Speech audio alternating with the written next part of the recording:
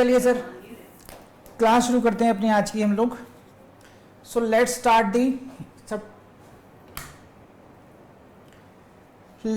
The class of the day and that is what section 69. We are going to deal today section 69, very technical in nature and very important for your mains. You can expect at least one short note from this section itself, section 69.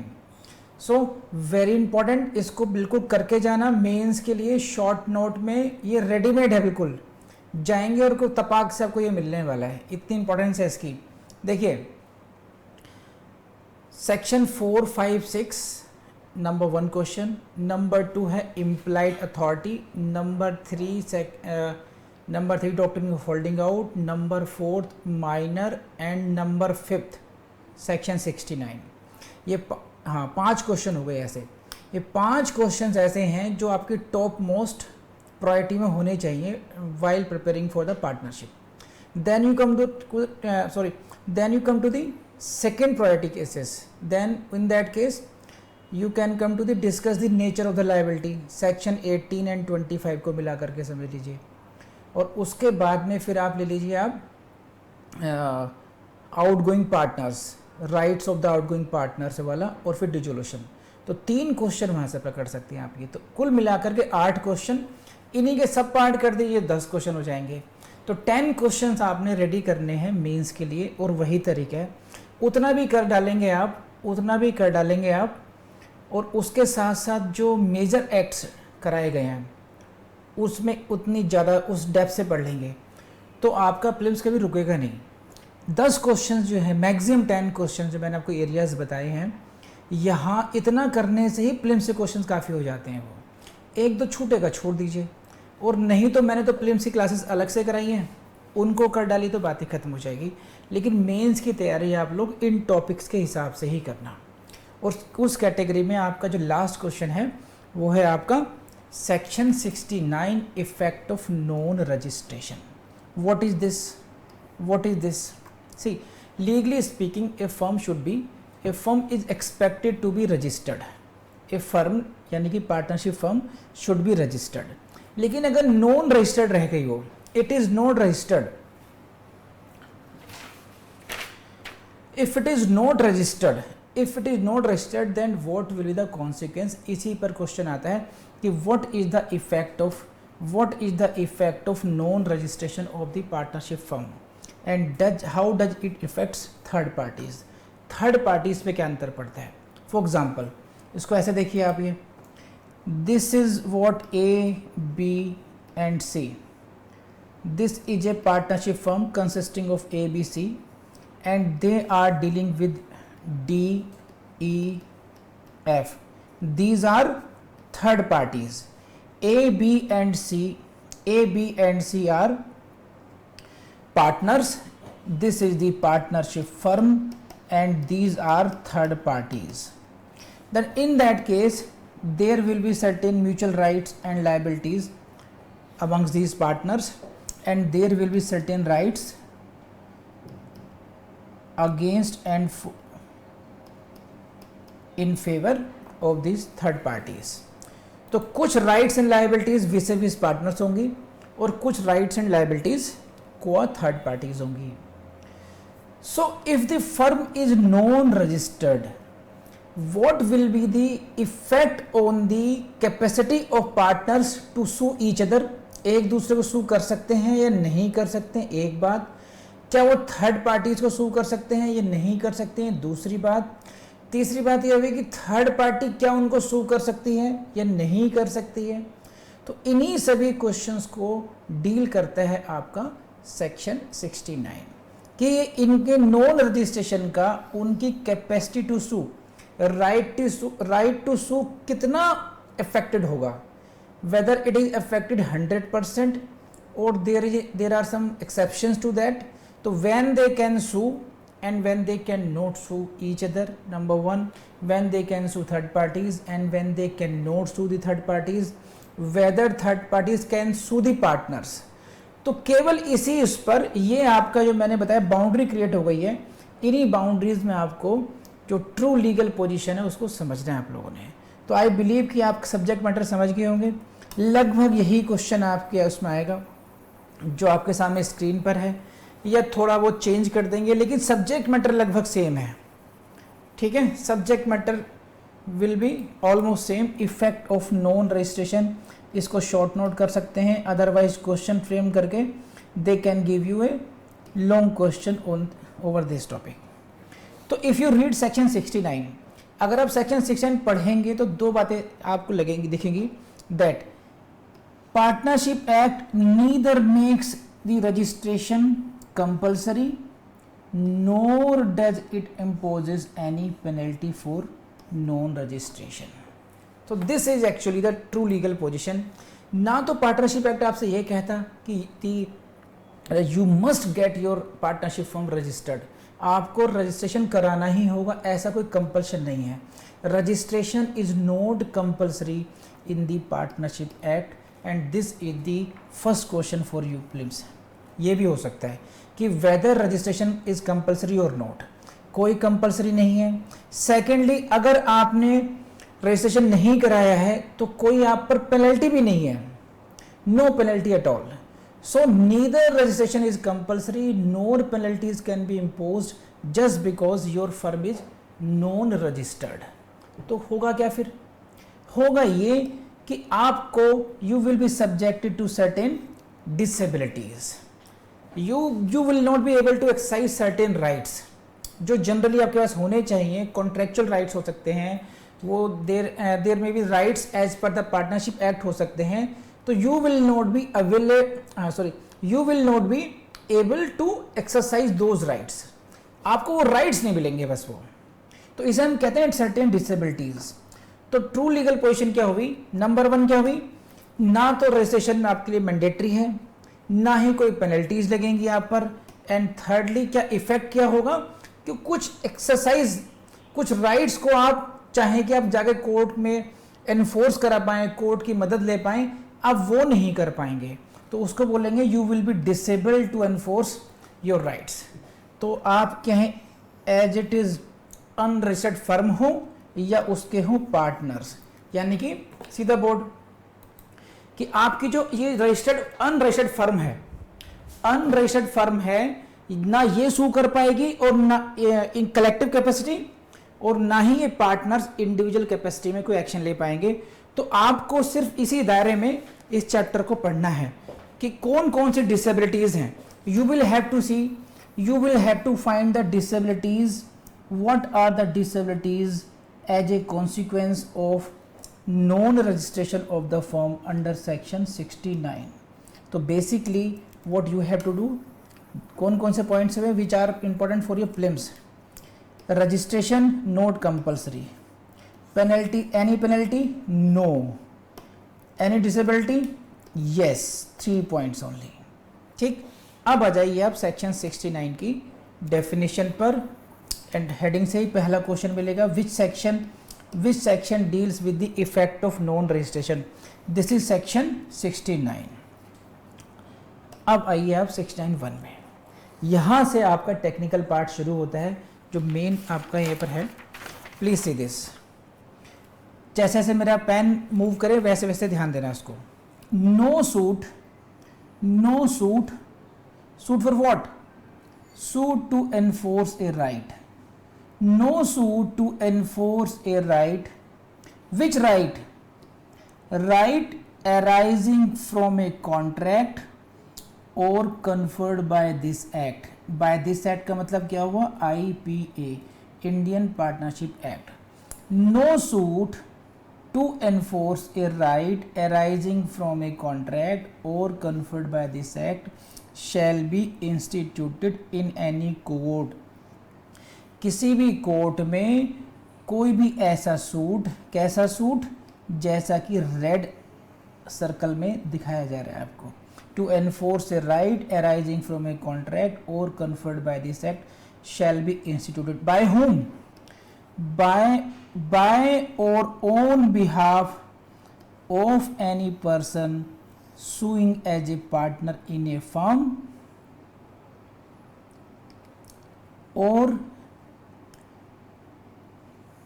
Bye और on behalf of any partner against the firm और any person alleged to be और to have been a partner in the firm unless the firm is registered.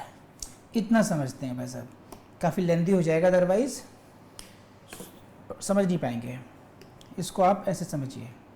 देखिए basically section 69 clause 1 is dealing with what suits between partners and the firm if the firm is unregistered.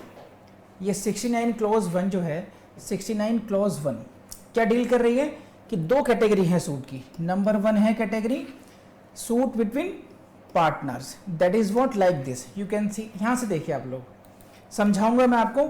एक category suit की हो गई, थोड़ा technical language है इसलिए मैं आपको पहले केवल और केवल बोर्ड दिखा रहा हूँ आपको।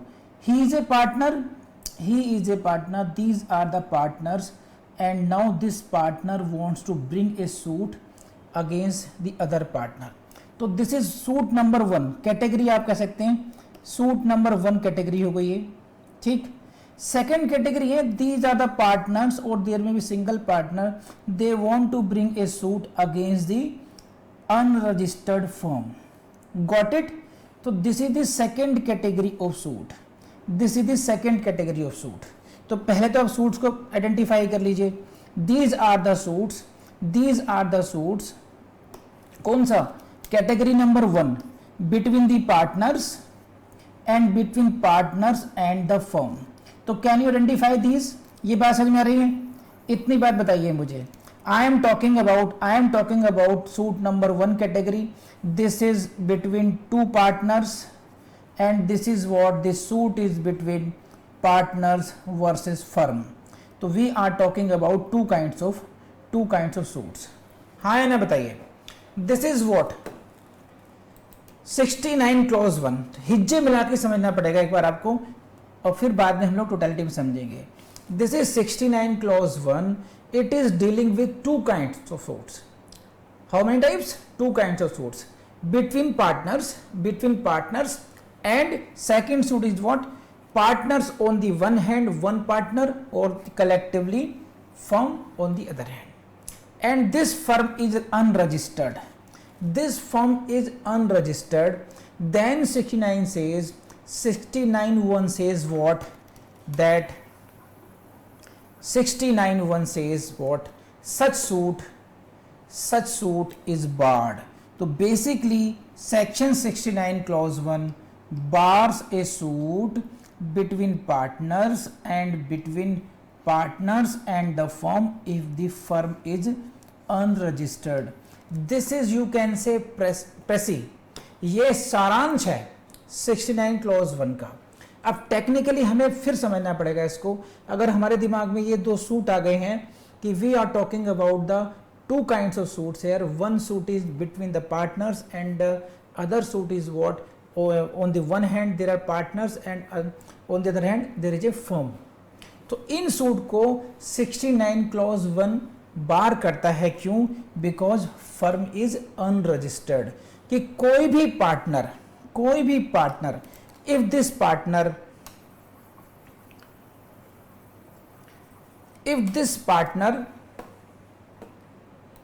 if this partner wants to sue this partner, such kind of suit is barred. Why? Because the firm is unregistered. Second kind of suit is also when the partners or a single partner is bringing a suit against the unregistered firm, such kind of suit is also barred. So these two kinds of suits are barred because the firm is unregistered. तो यहाँ तक बात समझ में आई या नहीं आई? Please बताइए, कम ऑन, जल्दी बताइए, क्या कह रही हैं अभी चौधरी?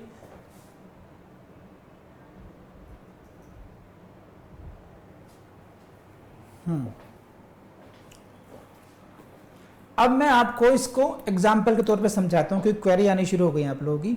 इसको आप ऐसे समझिए, इसको आप, दिस इज ए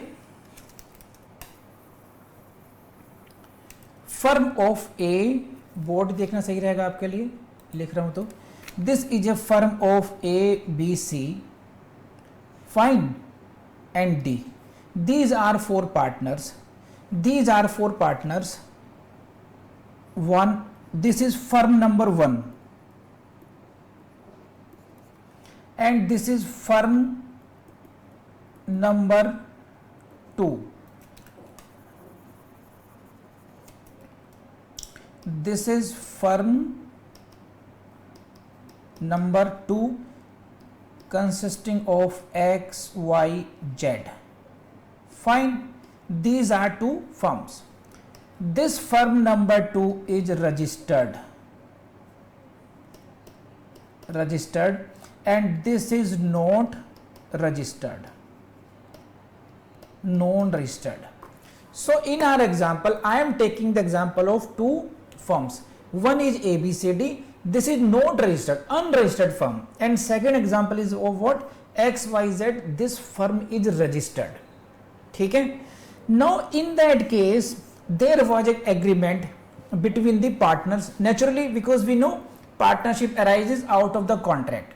इनके बीच जो contract है, now there is a dispute. There is a dispute, and in that case, to resolve that suit, if the suit is not resolved, they want to, one of them, A want to sue B. A want to sue B. So whether A can file the suit against B or not, because the firm is unregistered. Because the firm is unregistered, this A cannot bring the suit against B. A B के खिलाफ suit नहीं ला सकता. Fine, एक बात हो गई आपकी. Now in the next stage, suppose B and C, they want to bring the suit against the firm itself, कि we want our share from this firm. So whether they can bring such suit, whether they can institute such suit or not, again answer is no. So in case as per section 69 clause 1, if the firm is unregistered, the one partner cannot bring a suit against the other partner. This is a suit between partners. Similarly, partner, any of them cannot bring a suit against the unregistered firm as well. तो मुझे बताइए, पहली category आपको समझ में आई या नहीं आई? कम ऑन, जल्दी बताइए. So basically, this is the position that partners versus partner in a unregistered firm, this suit is not possible. बोलो हाँ है ना? Come on.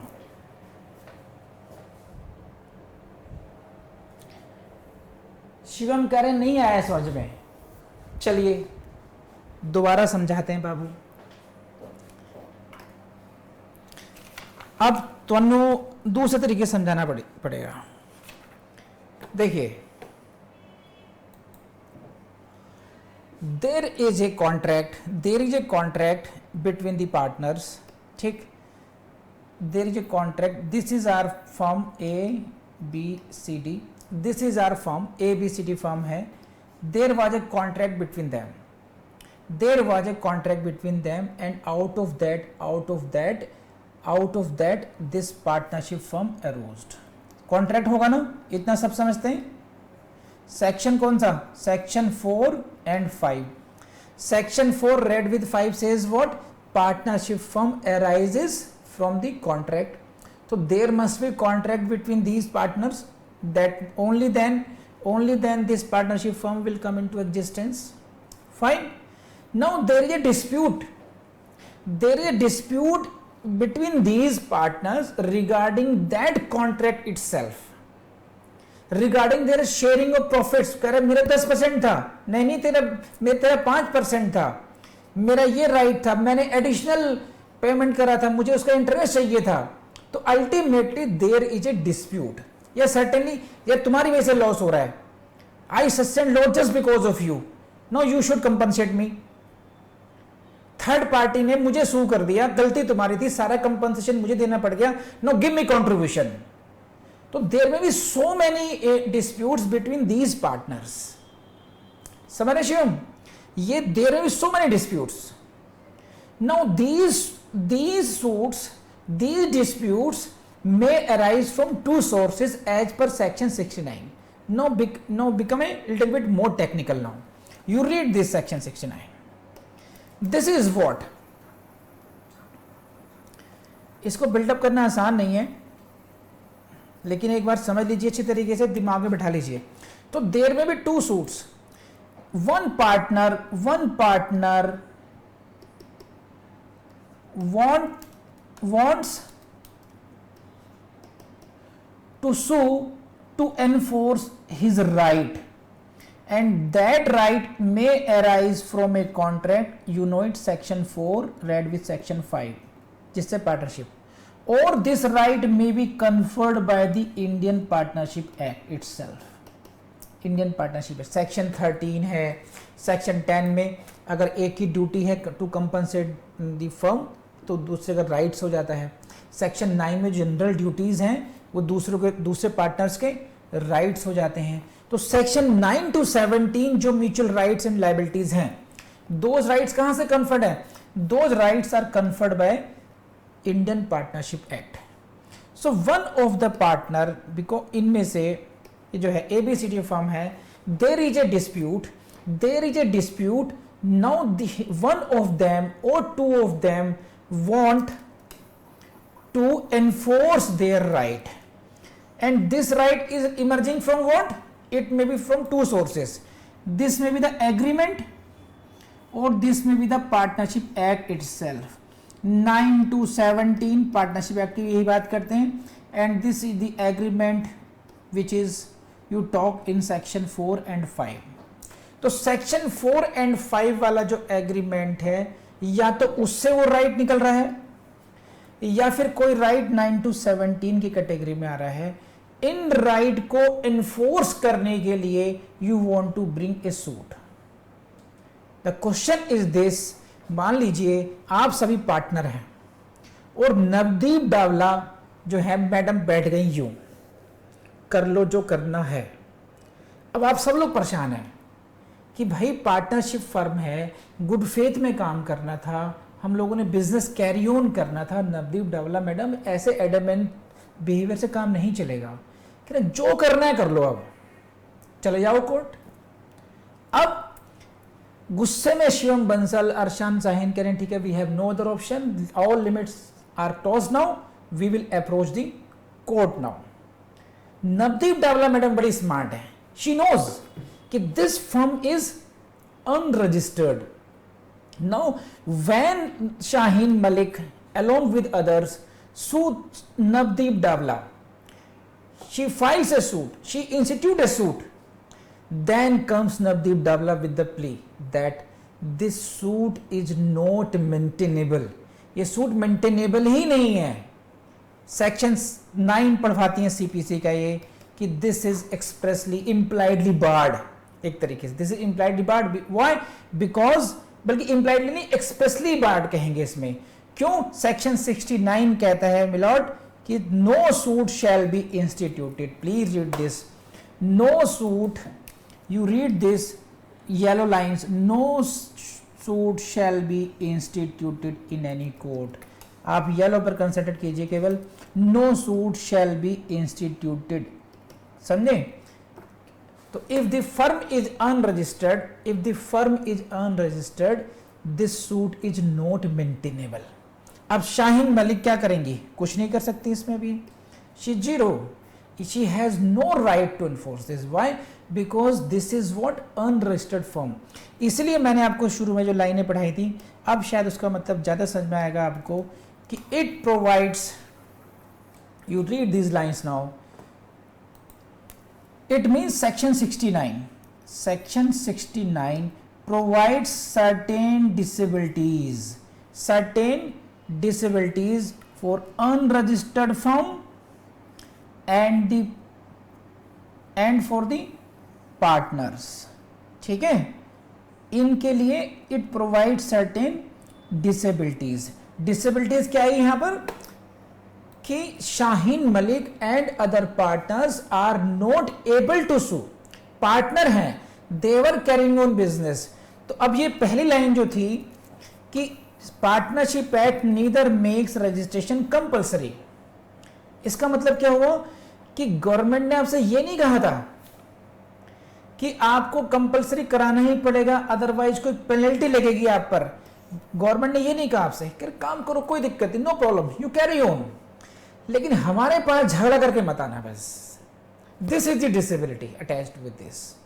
So that is why it is said that partnership act neither makes the registration compulsory, nor it provides for the any penalty, nor it imposes any penalty for non registration of the firm।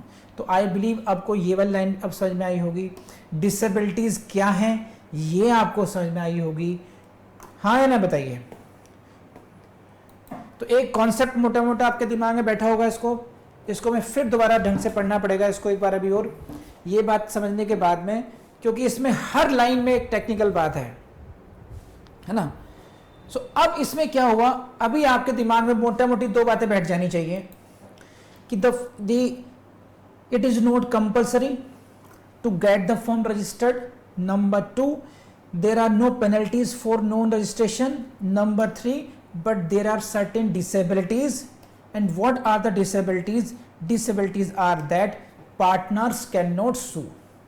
Partners cannot sue the other partner, and same is what partners cannot sue the firm as well. हाँ या ना बताइए अब। तो this is what so you can say if I am right, ये हुआ, you can not bring the suit against copartners. Legally speaking, technically speaking आप ऐसे कह सकते हैं कि you can not bring if you are a partner in an unregistered firm.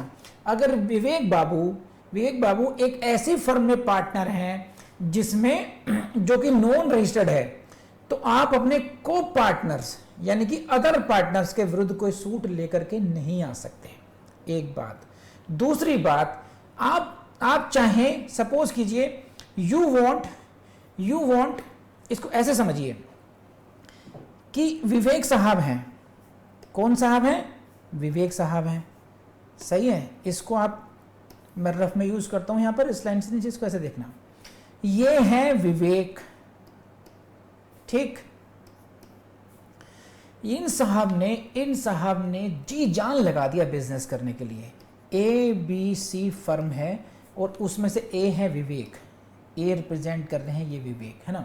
Now he has done his best, now he has incurred certain rights, certain liabilities.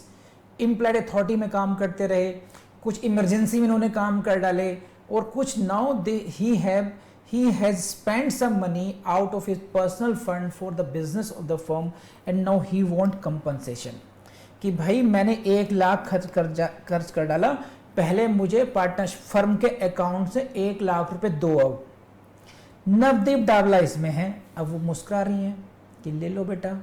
अब कैसे लोगे, काहे नहीं दोगी? So firm is what, non registered. अब firm हो गई non registered, तो ये जो भाई साहब हैं, ये जो विवेक भाई साहब हैं, he can not bring the suit against this firm. तो sometimes a partner brings the suit against the partner. कई बार ऐसा हो जाता है कि वो कलेक्टिवली फर्म के विरुद्ध ही सूट आना चाहता है, because he want something from the property of the partnership, तो फर्म के विरुद्ध केस लेकर आना चाहता है। इन दोनों ही केसेस में he will be disabled, he is subjected to his disability, he cannot bring such suit. Why? Because the firm is unregistered। तो ये तो हुई इतनी सी बात। मेरे ख्याल से दोनों सूट को समझ गए होंगे आप लोग। अब एक हुआ पार्टनर्स, बिटवीन को partners, this is what, this is जो मैंने 5 मिनट पहले समझाया था आपको। तो आई बिलीव कि अब ये लाइन समझ में आ रही होगी आपको। Section 69 clause 1 bars, it imposes A bar, what, bar A suit between partners, ठीक। पार्टनर्स यानी partner versus partner, P1 versus P2, and between partners P1 P2 versus firm. ये दो प्रकार के सूट्स हो गए। And only condition is what, if the firm is unregistered, if the firm is unregistered. तो I believe अब आपको अच्छी तरीके से ये सूट कौन कौन से बार हैं ये समझ में आ गया होगा।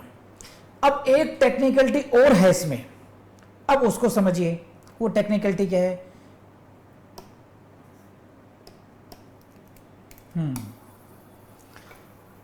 अब देखो नवदीप डावला की स्मार्टनेस देखो आप।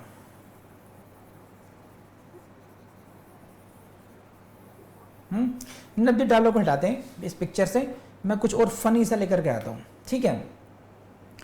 सो कुछ एक जंगल है,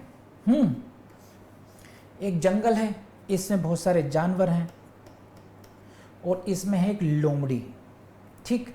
अब लोमड़ी ने सबको घुट्टी पिलाई कि देखो कब तक तुम लोग यहाँ वहाँ बिलों में घुसे रहोगे, कुछ अच्छा सा करते हैं, कुछ बिजनेस करते हैं, सही है।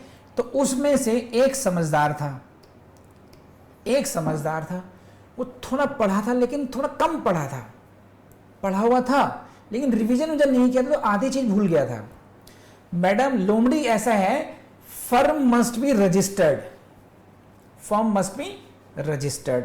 सो जनाबे आली इन्होंने ABCD की जो फर्म थी वो इन्होंने, लोमड़ी समझ गई लड़का होशियार है ना। तो ये है D हमारे एग्जाम्पल में लोमड़ी। लोमड़ी चालाक होती है इसलिए मैंने लोमड़ी का जिक्र किया इसमें। तो A ने ऑब्जेक्शन उठाया था रजिस्टर्ड करने का, तो नाउ A की समझदारी से ABCD फर्म ऑफ रजिस्टर्ड हो गई। अब ये बहुत खुश है कि नाउ जो डिसेबिलिटीज हैं वो हम पर लागू नहीं होंगी। I will be if required to sue B, if required I can sue C and if required I can sue D, और if required I can sue whole of the firm collectively ABCD उसकी partnership property के लिए। He is very happy. लेकिन लोमड़ी ने यहां पर खेल खेल दिया। जब इसने रजिस्ट्रेशन कराया D ने, तो उसने क्या किया, firm is registered but A is not shown to be a partner. Are you focusing on this?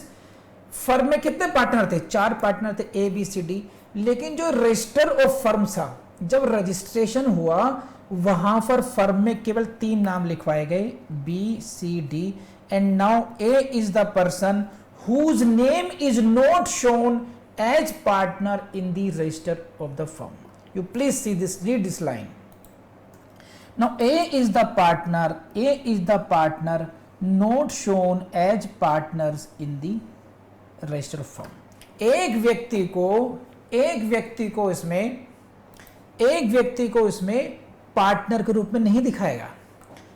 आप समझ रहे हैं? खेल बड़ा वाला खेल चुका है अभी ये। फर्म इज रजिस्टर्ड, फर्म कोई प्रॉब्लम नहीं है उसमें। तो 69 का जो बार था वो आपको लगेगा खत्म हो गया, लेकिन एक व्यक्ति ऐसा है जिसको पार्टनर के रूप में नहीं दिखाया गया। अब उसी को दर्द हुआ। No he wants to sue the D, A wants to bring the suit against D, तो he is A and he is D. He wants to bring a suit, A wants to bring a suit. Firm is registered now, mind it, firm is registered, but because A is not shown as partner, this disability will be attached to him. This disability will be attached to him. He would not be able to sue the other partners, because though the firm is registered, but he himself is not shown to be the partner in this case. तो please let me know ये बात समझ में आई है नहीं आपकी। तो मैंने आपको 2 बातें बताई कि 2 काइंड्स ऑफ डिसेबिलिटी हो गई। One situation is what, this is the first situation.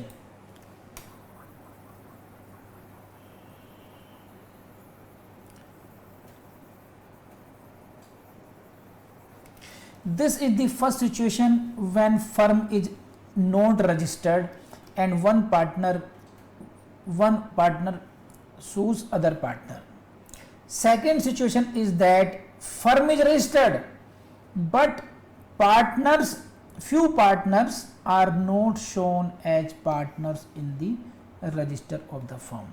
In both cases there will be disability attached, as in this case to all the partners, और इस सेकंड केस में केवल वही पार्टनर्स के लिए who are not shown to be the partners in the register of the firm. Please let me know now. अब ये बात समझ में आई या नहीं आई? कम ऑन, जल्दी बताइए.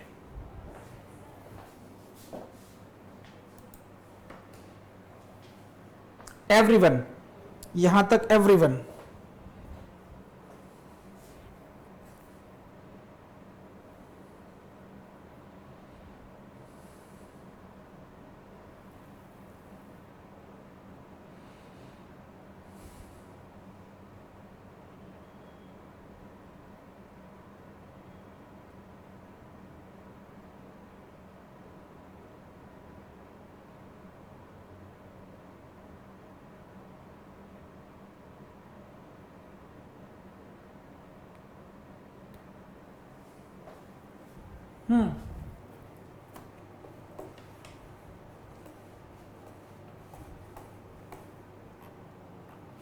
ठीक. So now we will have to read it again. 69 clause 1.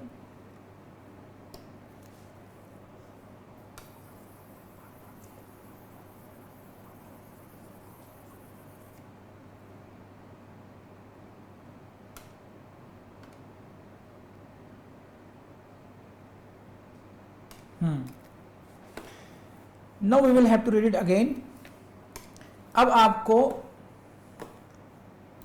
मैं पहले ब्रेक करके समझा चुका हूं. अब हम समझने की कोशिश करते हैं कि पूरे की पूरी डायरेक्ट लैंग्वेज हमें समझ में आती है या नहीं आती है. अब वन गो में समझ में आनी चाहिए. ठीक, इसको ऐसे पढ़िए अब. No suit shall be instituted in any court by or on behalf of any person suing as a partner. यानी कि जो व्यक्ति पार्टनर के रूप में सूट लाना चाहता है, you can say he is a partner. By partner, he wants to bring suit as a partner in the capacity of partner. Against whom? Against the firm. So no suit shall be instituted by a partner against the firm. ठीक, ना तो वो किसी अपनी firm के खिलाफ suit कर पाएगा, या और any person alleged to be or to have been a partner in the firm, कि या फिर किसी पार्टनर के विरुद्ध. तो ये जो नीचे की लाइनें हैं कि कोई व्यक्ति जो पार्टनर के रूप में सूट नहीं ला पाएगा फर्म के विरुद्ध या एक दूसरे व्यक्ति के विरुद्ध जो कि ये कहता है कि पार्टनर है या पार्टनर रह चुका है वो. सो बेसिकली एक पार्टनर दूसरे पार्टनर के विरुद्ध और एक पार्टनर फर्म के विरुद्ध सूट इंस्टीट्यूट नहीं कर पाएगा. एंड सूट का सब्जेक्ट मैटर क्या होना चाहिए? कहां पर बार है? बार कहां पर है? बार है दो चीजों पर. If there is what right is arising from the contract or right is conferred by this act. समझे आप? ये बड़ी टेक्निकल लाइन बता रहा हूं मैं, ये आपको यहां पर मैं दोबारा आऊंगा अभी.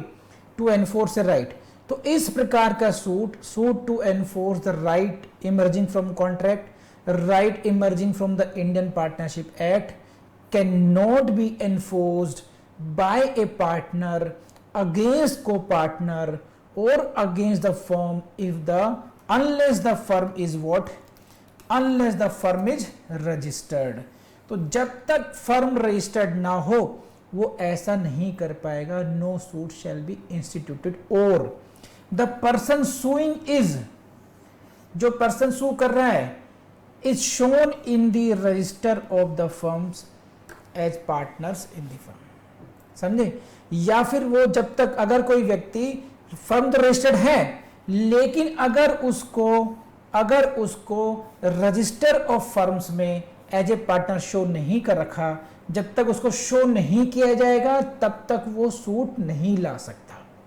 तो it is all about the Barack language, और जहाँ जहाँ से समझाने वाली बात थी वो मैंने आपको समझाई है। इसको सिंप्लीफाइड तरीके से मैंने और कोशिश की थी कि कैसे समझ में आएगा आप लोगों को। तो ये एक लाइन में, no suit shall be instituted in any court by और on behalf this against this. No, इसको हम बोलेंगे पार्टनर, और ये हुई फर्म, और ये भी हुआ पार्टनर। तो को पार्टनर के विरुद्ध और फर्म के विरुद्ध कोई सूट नहीं लाया जा सकता जब तक कि फर्म रजिस्टर्ड ना हो, या जब तक कि जो व्यक्ति सू कर रहा है वो खुद पार्टनर के रूप में ना दर्शाया गया हो। सही है, अब तो कर लेंगे आप लोग 69 clause 1। So this is what no suit can be instituted to enforce any right arising from a contract or conferred by the Partnership Act by any partner against his co-partners and against the firm। ये आपका sum total हो गया, पूरा last के analysis जिसे हम कहते हैं, कंक्लूजन टाइप जिसे हम कहते हैं, वो ये है। No suit can be instituted by whom, by any partner, against whom, against co-partner, against firm. कौन किसके लिए suit? Suit to enforce what, any right. कहां से राइट? अराइजिंग फ्रॉम कॉन्ट्रैक्ट और conferred by the partnership act. It can not be done. Come on, अब बताइए भाई, finally this is 69 clause 1 खत्म हुआ है अभी तक के। बोलो बबुआ।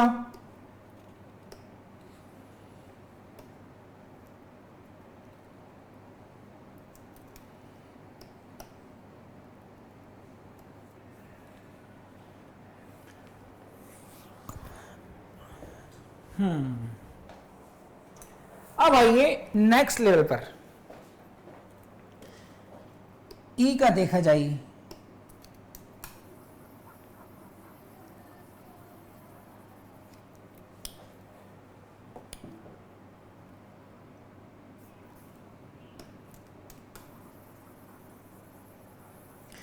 अब please see carefully, which suit is barred to enforce a right arising from the contract or arising from Indian Partnership Act, or you can see to enforce rights arising from contract or partnership act। तो देखो बबुआ, जो बार है, प्रतिबंध है, आप suit नहीं ला सकते। लेकिन कौन से सूट नहीं ला सकते? क्या दिस बार इज एब्सोल्यूट? क्या कोई सा भी सूट नहीं ला सकते? Answer is no. The bar is that bar is limited to the type of suit mentioned in section 69 clause 1 में। जो 69 clause 1 में जो स्पेसिफिकली कह दिया गया है, केवल उन्हीं सूट पर बार है। What are those suits? That suit that is right arising from the contract, right arising from the Partnership Act। It means what? It means this: if the suit is independent, if the suit is based on claim, you read it, if the suit is based on claim independent of the partnership business, ठीक, partnership business, for example, when one partner is creditor of the other partner. जब एक व्यक्ति ने loan लिया है, मैं भी partner, आप भी पार्टनर, मैंने आपसे लोन ले रखा है, now you are creditor and I am debtor to you, तो this is independent of partnership business. ये ध्यान रखना, and it is very technical line. ऐसा नहीं है कि हम तुम पार्टनर हो गए तो जिंदगी में कभी कचहरी घूमने जा ही नहीं सकते। अरे घूम के आएंगे, सूट करना ही है तो किसी और मुद्दे पे ले जाएंगे।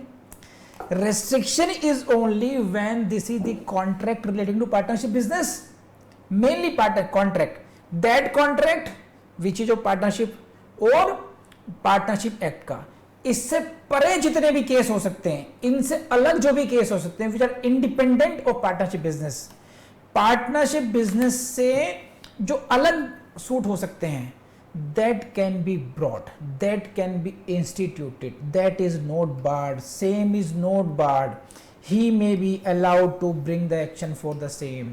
If for example मैंने example दिया, one partner is creditor, now if he wants to return with that return, his money should be returned, then he can bring a suit in the court. उसको ये नहीं कहा जाएगा तुम तो उसके पार्टनर हो, अरे पार्टनर है तो क्या हुआ भाई, ये बात अलग है, वो बिजनेस अलग है, वो समझे भैया, वो बिजनेस अलग है, पार्टनरशिप बिजनेस, वहां पर बार है, हमने ही पढ़ा है 69 क्लॉज 1, वहां पर केवल 2 चीज को बार किया गया जनाब, आपको नहीं पढ़ा तो हम समझा देते हैं आपको। क्या बार था? ये बार था, the right must arise out of the contract और right must arise out of the partnership act. मैं उनकी बात ही नहीं कर रहा, मैंने 5 लाख रुपए लोन दे रखे हैं इसको, मैं तो उसकी रिकवरी की बात कर रहा हूं, समझे आप लोग या नहीं समझे? सो ये टेक्निकल शब्द हैं, don't this the bar is limited to enforce the right only out of the contract और the partnership act, the bar is not unlimited कि once you are partners and you are not registered firm, so you can never sue each other. No, it is not so. You can sue for other rights other than which are independent of partnership business. Got it? हाँ है ना?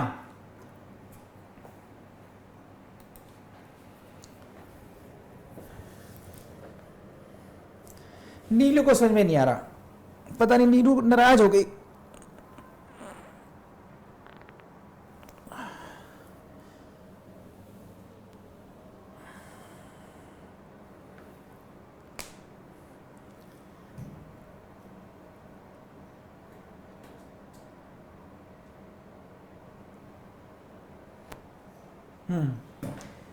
चलिए साहब, अरे शिवम जी, हम क्या, हमारे लिए भी छोड़िए, कुछ तो हम भी सोचेंगे ना।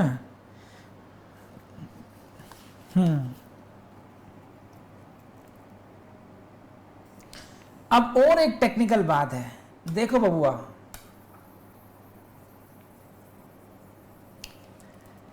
No suit shall be instituted in any court. What is this? The bar is to take your suit, to take your dispute, to get your rights enforced in the court by instituting a suit. It nowhere takes away to settle your dispute through other forums which don't come under the category of court. Are you getting this point? जो court की category में नहीं आते, mainly it may be arbitration, it may be any other kind of mediation, conciliation. तो this is not, the bar is on what, that no suit shall be instituted in any court. So the forum which does not come technically in the definition of any court is not barred from taking cognizance of such suits. नहीं यही बात समझ में? Bar is where? Line is what? You see the line? No suit shall be instituted where? In any court. Court में नहीं जा सकते हैं, समझे? You cannot take your suit to the court, but can I sue to other forums? Can I take it to other forums? It should be settled anyhow. Yes, you can. So again, this is what, this is a penal provision. This is a penal provision. How? It takes away your rights. It takes away your right as a partner to get your matter settled, to get it decided by the court. ये आपके ऊपर penalty है indirectly कि आप अपने matter को एक independent forum में एक टेक्निकली कोर्ट से सेटल नहीं करा सकते हैं. गलती कितनी है सिर्फ आपकी कि नंबर 1, या तो आपने अनरजिस्टर्ड फर्म थी, you are the partner of the unregistered firm. Second गलती और भी है कि लोमड़ी ने मेरे को बना दिया आपको, क्या कि ये रहा सेकंड गलती क्या थी आपकी,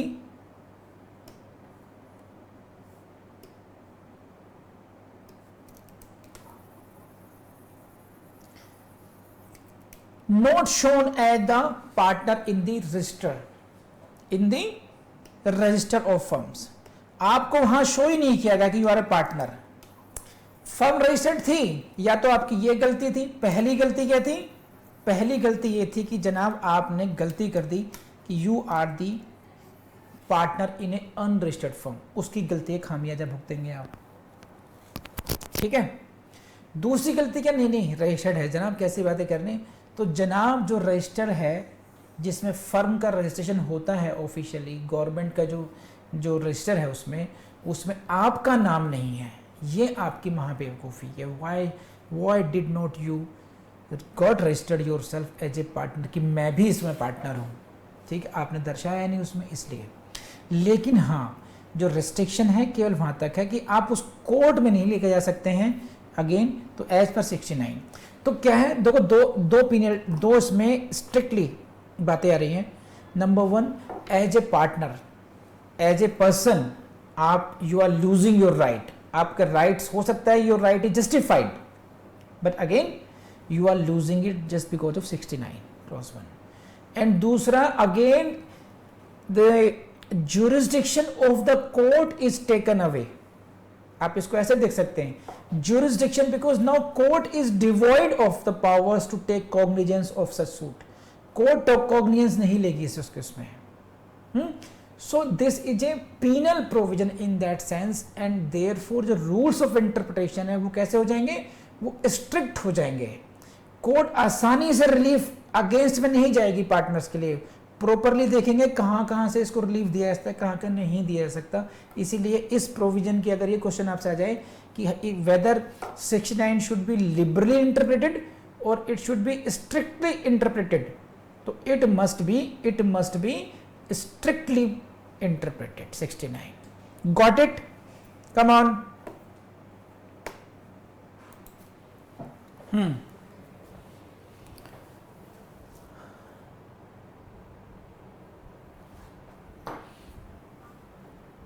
अनीता मैडम,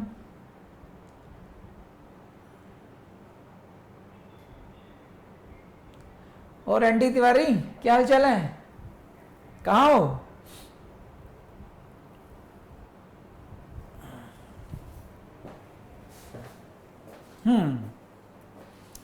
चलिए जी,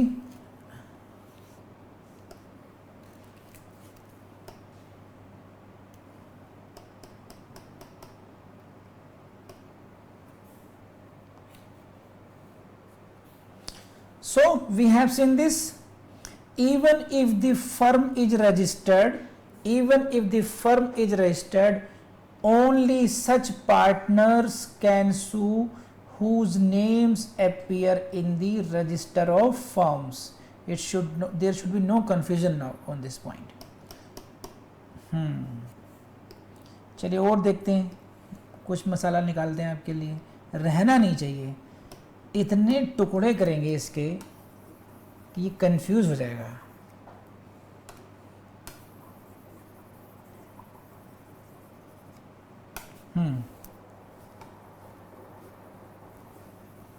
चलिए अब ई का बात समझिए।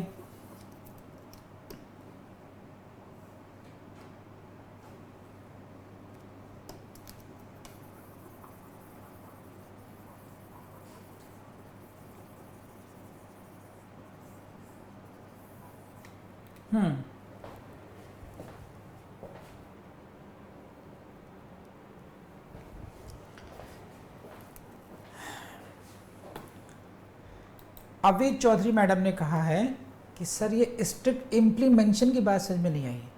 मैंने कहा इंटरप्रिटेशन, अभी भी जो बात समझ में नहीं आई वो अब आएगी, सही है। सो ये है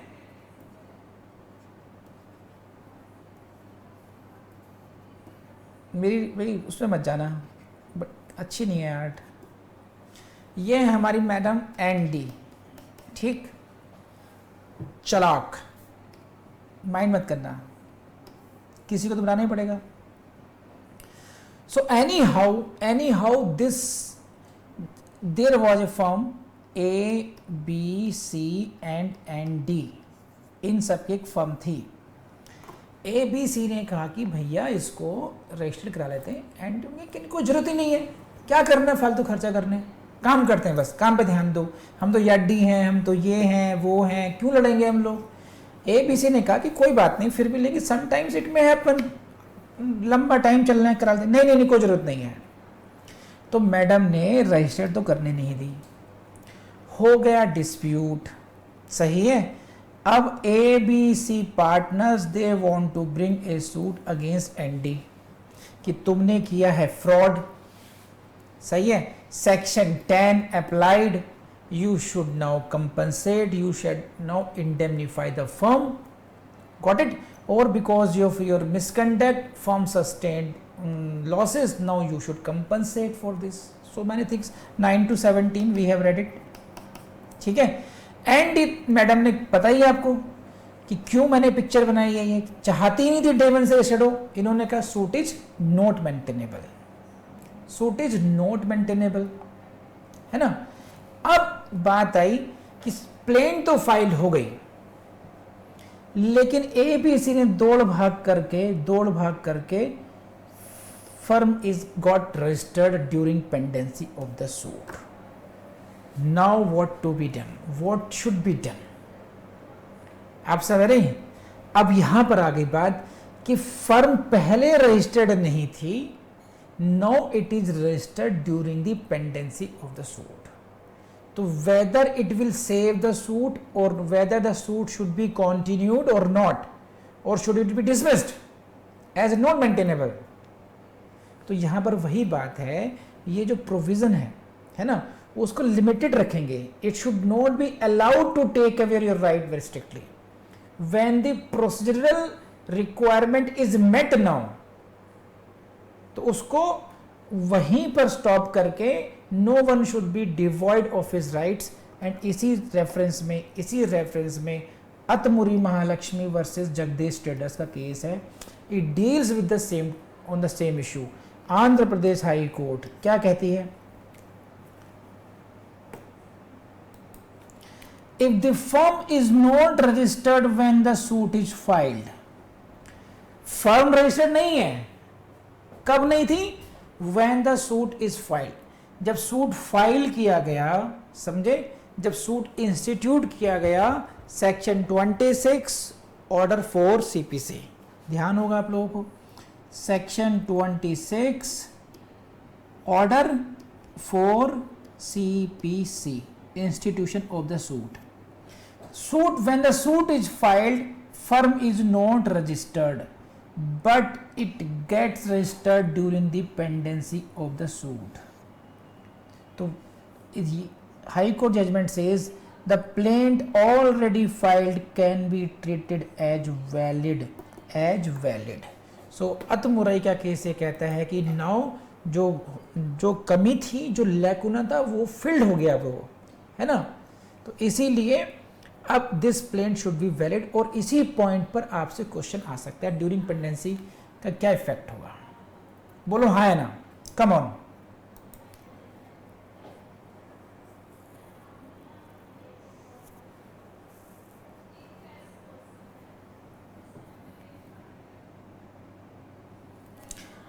इन दैट केस इन कॉन्टिन्यूटी, इसमें आपको this court, Andhra high court followed Madras high court which had held, जिसमें कहा गया था कि आफ्टर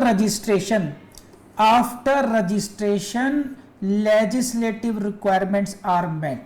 रजिस्ट्रेशन होते ही जो लेजिस्लेटिव रिक्वायरमेंट थी रजिस्ट्रेशन की, वो पूरी हो गई अब। तो there was no reason for not permitting the continuity of the suit. कोई कारण नहीं है फिर कि सूट को कंटिन्यू नहीं होने दिया जाए, और इसी रेफरेंस के इसमें आप समझ सकते हैं कि जो ये पीनल प्रोविजन है, it should not be allowed to take away the rights of the plaintiff, और take away the right of the this court or jurisdiction of the court just because of this, therefore it should be interpreted to that extent only strictly, so that it does not take away these rights. So if that requirement is met, अगर वो आवश्यकता जो जरूरत है statutory requirement है कि registered होनी चाहिए तो वो पूरी हो गई, तो सूट शैल कंटिन्यू। वरदराजलू राजमणि का केस का नाम हो गया, देख लीजिए इसको और खुश हो जाइए। तो अभी हम 69 क्लॉज 1 पर ही हैं।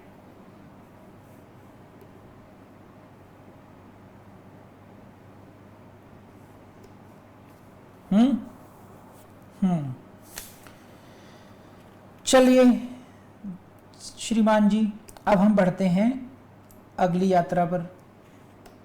69 क्लॉज 2,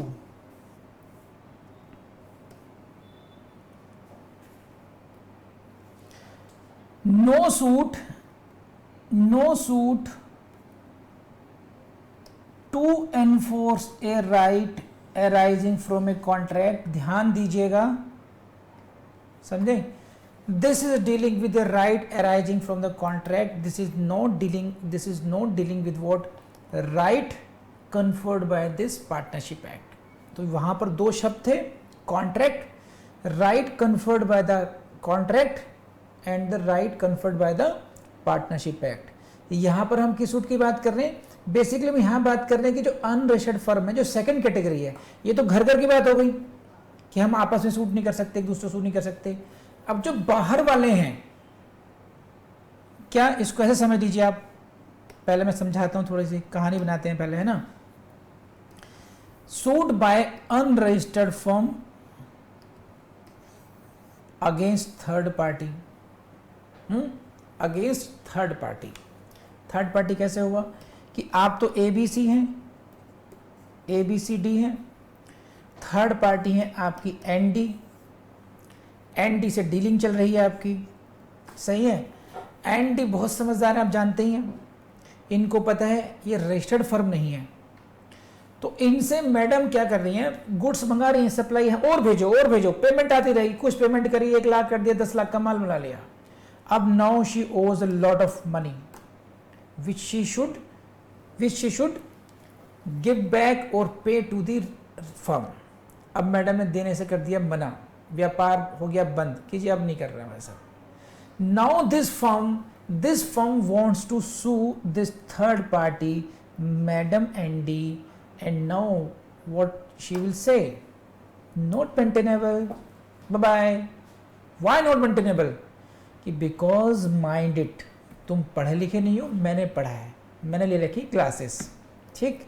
तो this is what, you are unregistered firm.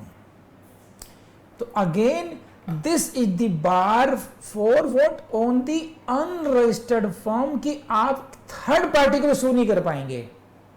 और यहां जाकर के आपको समझ में आएगा कि भलाई इसी में है कि अपनी फर्म को रजिस्टर्ड करवा लो, कि बाहर वाले ने किसी से पैसे मार लिए, कोई बेईमानी करनी शुरू कर दी, तो कुछ कर नहीं पाओगे।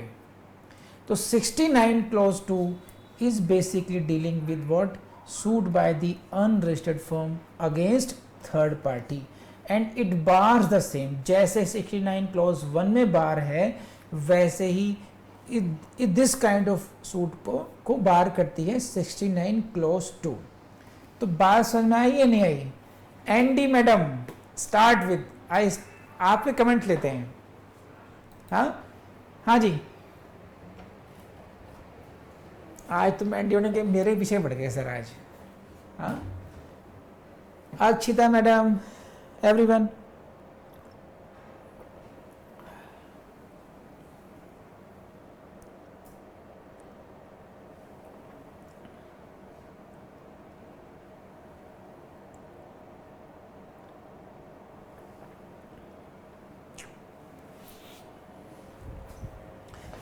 So we go to the Bare Act language now.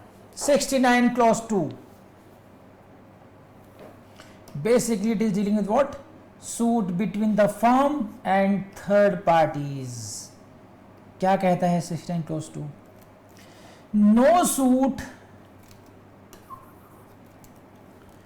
No suit shall be instituted in any court which suit to enforce a right arising from a contract, को किसके द्वारा, सूट बाय और on behalf of the firm and against any third party, this suit shall not be, तो आप इसको इतना ही पढ़िए,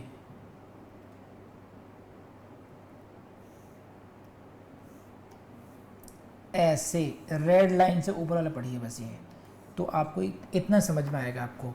no suit shall be instituted by the firm against the third party, समझे आप। 69 clause two, no suit shall be instituted in any court by the firm against the third party, ऐसे पढ़ा, समझ में आया। no suit to enforce a right arising from the contract shall be instituted by the firm against third party। अरे क्यों नहीं करेंगे suit भाई, पूरी बात समझिए। unless the same is registered, it means what, if you are firm not registered, unless the firm is registered, if you are not a registered firm, then no suit filed by you to enforce the right arising from the contract shall be maintainable against the third party।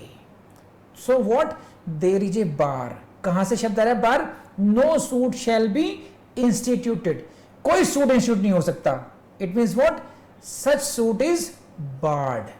which kind of suit is barred, the suit which is filed by a partnership firm against whom, against third party। why this is barred, because you are an unregistered firm, and what is the subject matter of the suit, that to enforcement of the right, which right, right arising from contract, समझे कि नहीं, बोलो बताइए।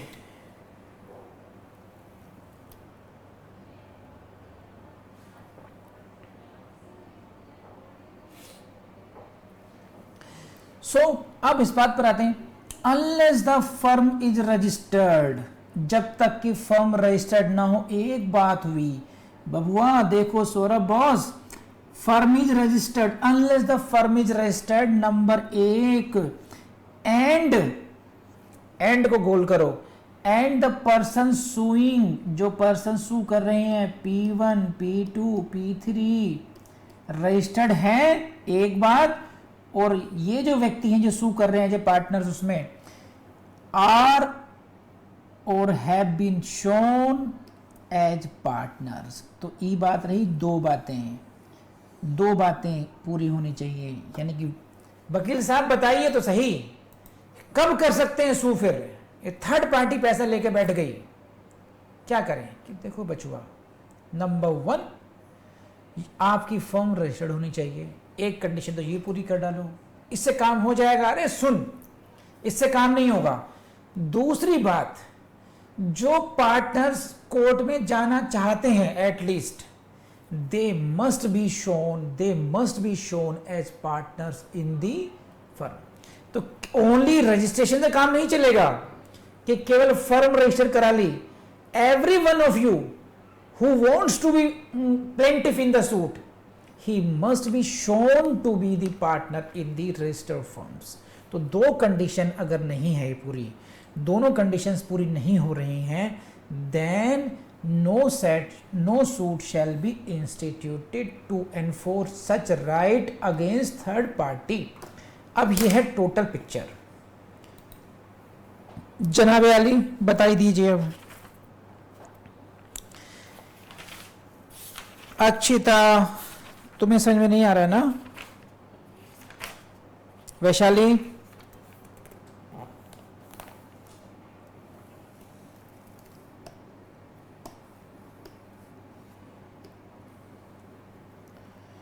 So you can say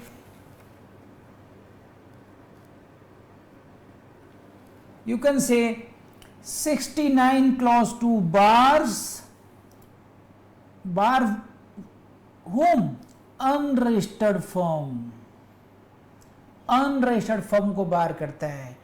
तो क्या केवल unregistered firm को बार करता है? अरे नहीं जनाब, कुछ और कोई बार करता है। और या तो अनरजिस्टर्ड फर्म को बार है, and also those persons whose names have not been shown as partners in the registered firm। तो ये भी बार्ड है। अगर आपकी फर्म अनरजिस्टर्ड है, that is barred from bringing the suit। Number 1, if your firm is registered but some persons are not shown to be partners, those partners are barred from instituting a suit। Which suit? To enforce the right। कौन सा right? Arising from a contract। Against whom? Against third party। तो this is what the bar, bar को आप divide कर सकते हैं on the या पहले जब जो फर्म है, जब जो फर्म है वो ही अनरजिस्टर्ड है। एक बात, फर्म अगर रजिस्टर्ड है भी लेकिन कुछ लोग उसमें पार्टनर्स की तरह शो नहीं किए गए हैं, तो उन पर बार होगा। They can not bring the. अब करें इससे क्या फर्क पड़ता है सर? फर्क बहुत पड़ता है। जैसे देखिए, इसका महत्व समझाता हूँ सो दैट आप भूलें ना, इसको हल्के में ना लें सेकंड कैटेगरी को। जो देखिए, जो खून के रंग से आपको दिख रहा है लिखा हुआ, ये इसको देखो, ये खून के आंसू पिला सकता है प्रोविजन कभी भी। There are persons A B C D E F, these are the partners, these are the partners. ये लग गया गोला, अब ये हो गए इकट्ठे, बन गई मुट्ठी, मिल गई ताकत, बन गई फर्म, हो गई रजिस्टर्ड। Got it? अब DEF out of these 6 persons comes into this category। DEF are the persons, DEF वो व्यक्ति हैं जिनके नाम whose names have not been shown as partners in the register of the firm। ABCD वो partners हैं, sorry ABCDEF की firm है, firm registered है, बड़े खुश हैं सब लोग। ठीक है, तो ऐसे मान लीजिए ABC की फर्म थी, रजिस्टर करा ली इन्होंने, और DEF ने बाद में ज्वाइन किया इसको, ठीक है, एज अंडर सेक्शन 31। अब ये हो गए ABCDEF, लेकिन भूलवश कह लीजिए, आलस्यवश कह लीजिए, इनको उन्होंने इस कैटेगरी में रह गए, उनका नाम दर्ज नहीं कराया रजिस्टर फर्म में। अब इनका मन हुआ, ये डील किससे कर रहे हैं? डील कर रहे हैं ये गूगल से, फेसबुक से, जाइंट से, ठीक, अमेजोन से कर रहे हैं, ऐसे मान लीजिए। अब बड़े खुश है, बढ़िया धंधा चल रहा है। तो अब उनके मन में आया कि चलो ना भगवान के दर्शन कराते हैं, बद्रीनाथ, केदारनाथ, गंगोत्री, यमुनोत्री, 4 धाम की यात्रा करके आते हैं। अब भगवान ने ABC जो है, कुछ लोग छोड़ गए, DEF को यहाँ पे छोड़ गए और ABC गए कि भाई चलो भाई हम लोग आते हैं, आप लोग अपना काम धंधा संभालना है। ABC की भक्ति से भगवान इतने प्रसन्न हो गए कि बेटा क्या संसारिक माया मोह फंसोगे, अब तुम मेरे पास ही रह जाओ। वहीं बैठा लिया, एक हल्का सा पत्थर गिराया गाड़ी पर और तीनों भगवान के पास वहीं रह गए।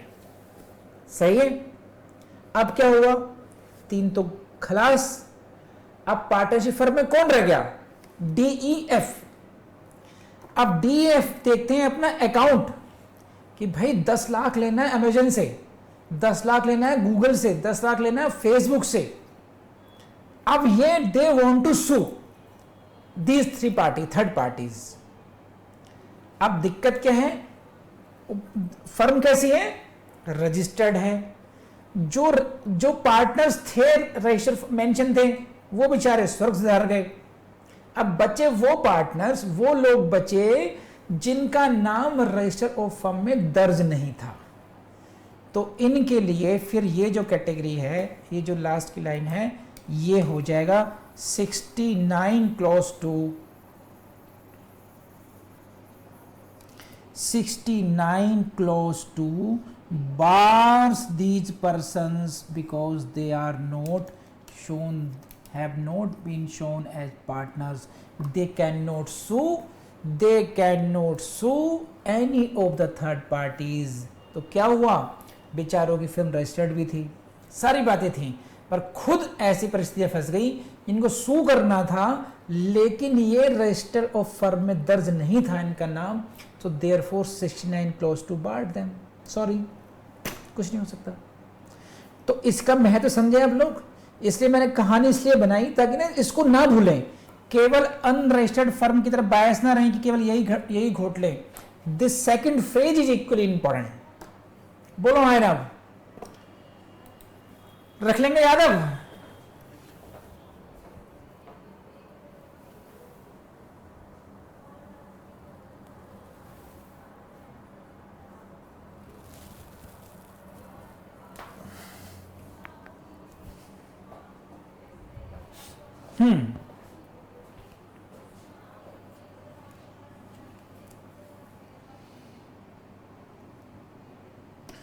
So following two conditions should be fulfilled for enabling a partnership firm or its partners to file a suit against a third party to enforce a right arising from a contract। इसको ध्यान से पढ़ना, इसकी interpretation हमें करनी पड़ेगी।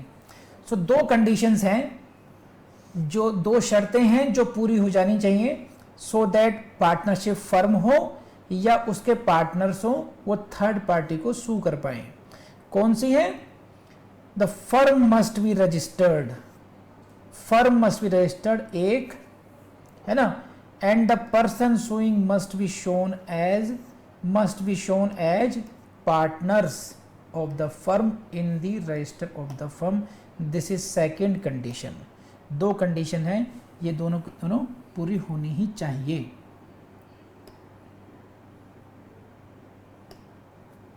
ठीक है। सो अभी इसमें पिक्चर अभी बाकी है, हम लोग कल करेंगे। इसमें काफ़ी करना है अभी, इसमें 69 में काफ़ी कुछ चीज़ें मैं करनी है अभी, लेकिन I hope you enjoyed this class. ठीक है,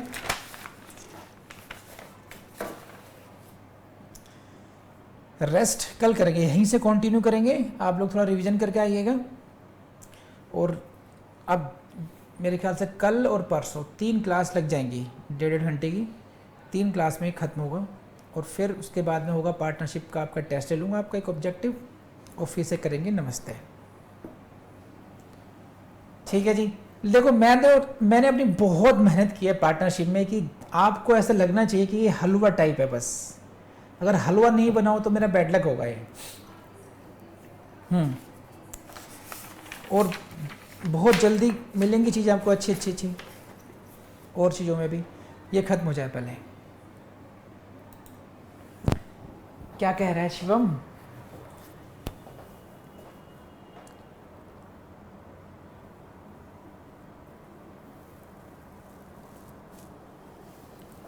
थैंक यू शिवम।